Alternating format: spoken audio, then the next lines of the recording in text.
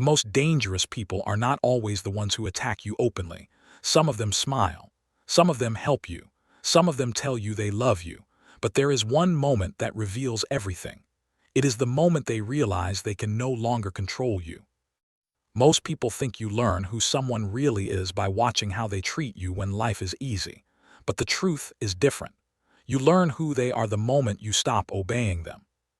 Friedrich Nietzsche spent much of his life studying power, weakness, and the masks human beings wear to survive.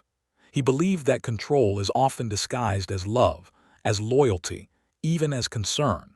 And he believed that a person's true character surfaces most clearly under pressure. Today, we will explore 7 signs that appear the moment someone loses their grip on you. 7 signs that expose who they really are, underneath the performance. Watch until the end. The final sign is the one most people only recognize after the relationship has already changed forever. Sign 1, the sudden anger. For a long time they were calm, understanding, easy to be around. Then one day you say no, and the calm disappears, a raised voice, a cold stare, a door closed too hard. This often happens because their patience was never really patience. It was a strategy. Compliance kept the peace. The moment compliance ends, so does the performance. Nietzsche believed that comfort can hide weakness, and weakness, when threatened, often turns into aggression. Pay attention to how someone reacts to your first no. It can tell you more than 100 of their yes. Calm that depends on your obedience was never really peace. Sign 2, the punishing silence. Some people do not yell, they vanish instead. No calls, no messages, no explanation, just silence stretched out like a punishment. This silence is rarely about peace. In many cases, it is about leverage. It says, without words, "Come back and I will forgive you." Nietzsche warned that some souls do not truly seek connection. They seek power, and silence can be one of its quietest weapons. Notice the difference between someone who needs space and someone who needs you to suffer until you return. Real love does not disappear to punish you. It stays, even in disagreement. Sign 3, the rewritten story. You remember the conversation clearly, but suddenly they do not. I never said that. You are remembering it wrong.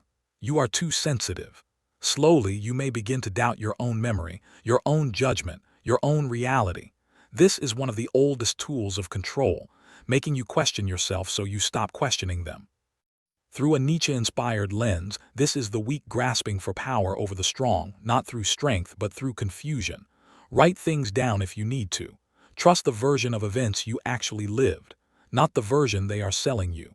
Sign 4, the sudden return of kindness. Just when you feel ready to walk away, something changes.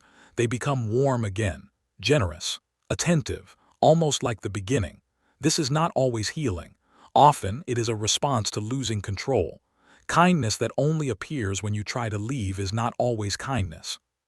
Sometimes it is a leash disguised as affection. And if you are honest, you may have seen this pattern in your own life. Maybe not only in others. Maybe at some point in yourself. This is why this lesson is not only about judging other people.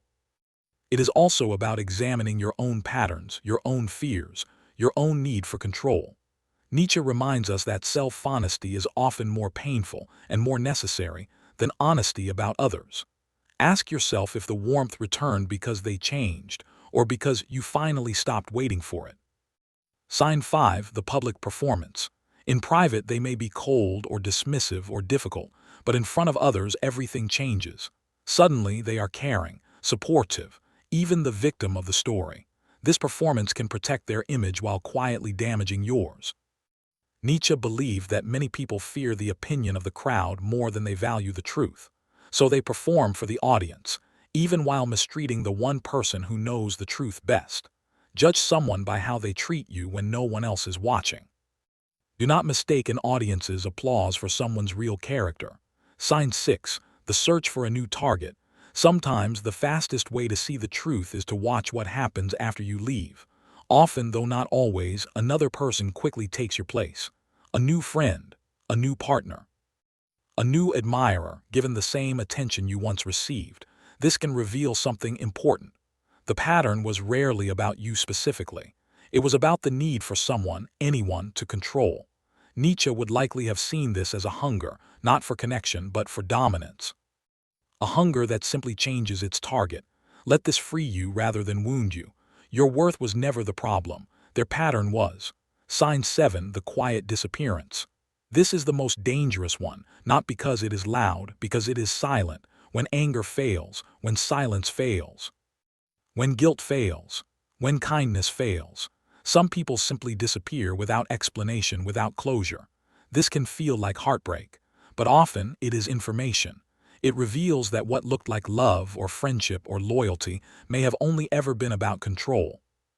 And once control was no longer possible, there was nothing left to stay for. This is the sign most people notice too late, long after they have already blamed themselves for a departure that was never truly about them. You did not lose someone who loved you. You lost someone who needed to control you, protect your peace, protect your attention, protect your standards, protect your future. Not everyone who leaves your life was ever fully present in it. Some people were only ever present in your compliance. Nietzsche once wrote, "Become who you are." Not who someone else needs you to be, not who keeps others comfortable. Who you are underneath the fear of losing them, the courage to see clearly, the courage to let go, the courage to become yourself. Now ask yourself, which of these 7 signs have you recognized in your own life? And more importantly, which one did you keep excusing, long after some part of you already knew the truth? Write the number in the comments. If this video changed how you see the people in your life, subscribe for more Nietzsche-inspired lessons on psychology, self-respect, and personal growth. And remember this, your life is not only shaped by the people you allow to stay. It is shaped, just as powerfully, by the moment you finally see them clearly enough to let them go.